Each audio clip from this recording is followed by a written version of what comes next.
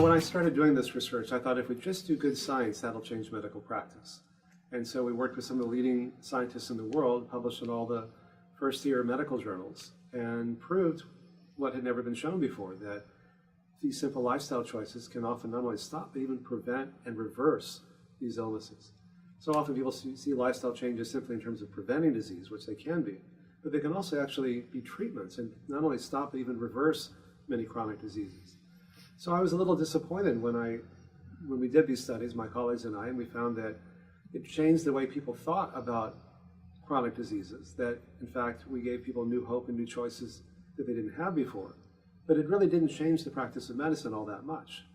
And what I learned is that with all this talk about evidence-based medicine, so often it's reimbursement-based medicine, that we doctors do what we get paid to do, and we even get trained to do what we get paid to do. And it's not because doctors are bad and we're only interested in money. It's just that if you're trained to use drugs and surgery, and you get reimbursed for using drugs and surgery, then not a surprise, we use drugs and surgery. It's Abraham Maslow once said, if the only tool you have is a hammer, you tend to see everything as a nail. And so I realized that we had to change reimbursement. So I first went to the major insurance companies and I said, would you pay for this? And initially they said, no, we won't. We don't pay for diet and lifestyle, that's prevention. And we certainly wouldn't pay for yoga, that's too weird. And I said, well, what's wrong with prevention? They said, well, a third of people change insurance companies every 2 or 3 years, and why should we spend our money today for some future benefit that someone else is going to get? And I say, because it's the right thing to do, and that was not the most persuasive argument I could muster. So I took a different approach, and I said, look, this isn't just prevention, it can be an alternative treatment. And for every man or woman who would have undergone, say, bypass surgery or angioplasty, who could change their lifestyle instead and avoid it, then you save $30,000 immediately in the first year. And they said, yeah, but no one will do it. So we began training through our nonprofit institute hospitals around the country. We started with 8 hospitals, 4 private hospitals, academic centers, and 4 community hospitals. And we found that, and I didn't know if people in Omaha or Des Moines or Columbia, South Carolina, where they told me gravy's a beverage, could do this as well as people in New York or Boston or San Francisco, but they did. And what we found was that almost 80% of the people who were eligible for bypass surgery or angioplasty were able to avoid it.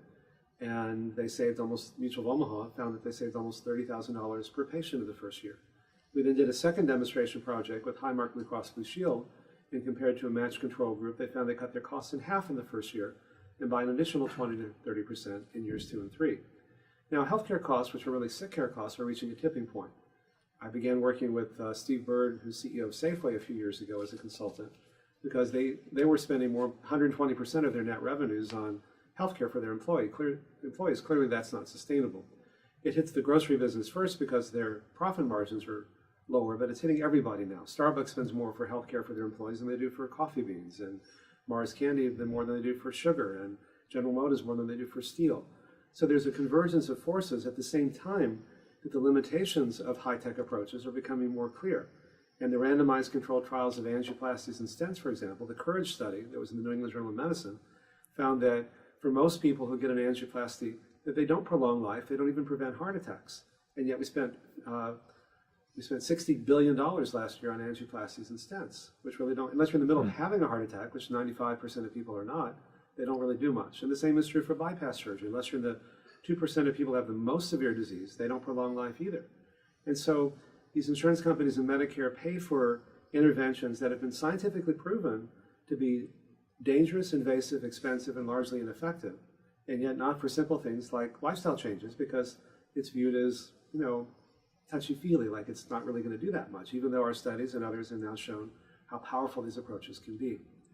So I realized in 1994, we really needed to get Medicare to pay for this, because if Medicare paid for it, then everyone would pay for it, then it would really become a standard of care. And so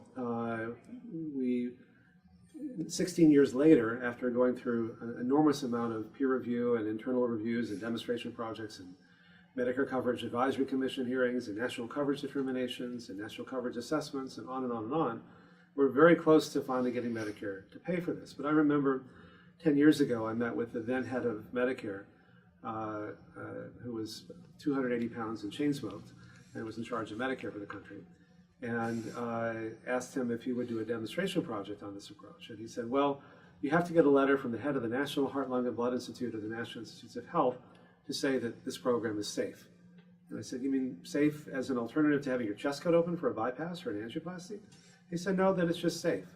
I said, you want me to get a letter from the head of the National Institutes of Health, National Heart, Lung, and Blood Institute, saying that it's safe for older people to walk, meditate, eat vegetables, and quit smoking? He said, yeah, and that's what we had to do. So it really is held to a different standard. And I think in part because medicine and certainly large government branches are inherently conservative, but also because the reimbursement really skews the way that the evidence is analyzed. I mean, if we had shown that drug X could do what we found that yoga and meditation and diet and lifestyle changes could do, every doctor in the country would be prescribing it. But because there's a lot of unknown about this, even though yoga has become so much more mainstream in the last 20 years, it's held to a different standard. We even got legislation 18 months ago that mandated Medicare to cover this, and we're still having to go through over the next several months to make sure that they actually do this. So I'm cautiously optimistic that that will happen. As I get older, my timeline has changed, and so I'm more comfortable with taking time to do something if it's worth doing. If it were easy, it would have already been done. But if we can get this done, it could really be a game changer. So I'm cautiously optimistic. Wow. And in terms of the political will, have you seen, like, in terms of the political will, there is something to really move? Because, I mean, as you said, it can't continue like it is now. Yeah. It's just impossible. And there's all this talk about healthcare reform. So maybe if you can talk a little bit about, I don't want to go into politics, but, where you would see healthcare reform go.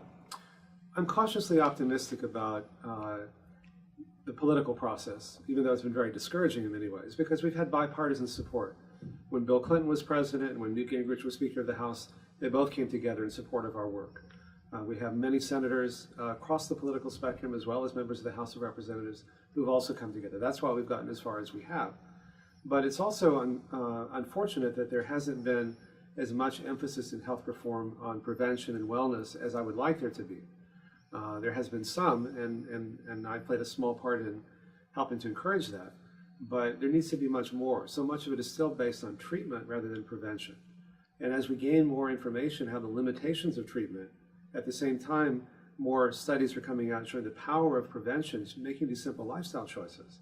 And particularly when we realize that 75% of the $2.6 trillion in healthcare costs are from lifestyle-related diseases like prostate cancer, breast cancer, diabetes, obesity, and so on. And yet, the treatments of those really don't work all that well. But the ability to use lifestyle changes to help prevent and even treat them, either with or without conventional treatments, I'm hopeful that over time we'll do the right thing and realize that's really the direction things need to go. There's been some movement in there, but not nearly enough. Let's maybe go back to... And let me just say one more thing. Yeah. For example, during health reform, I was able to work closely with Senator Tom Harkin and Senator Ron Wyden, both Democrats, and Senator John Cornyn, a Republican. And we introduced what's called the Take Back Your Health Act, which would expand Medicare coverage beyond heart disease to include type 2 diabetes, metabolic syndrome, prostate and breast cancer.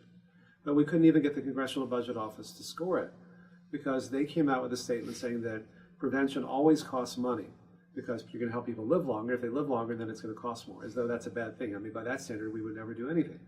And yet, because in order to be part of health reform, the Congressional Budget Office had to score legislation as not costing anything, it ultimately wasn't included in that package.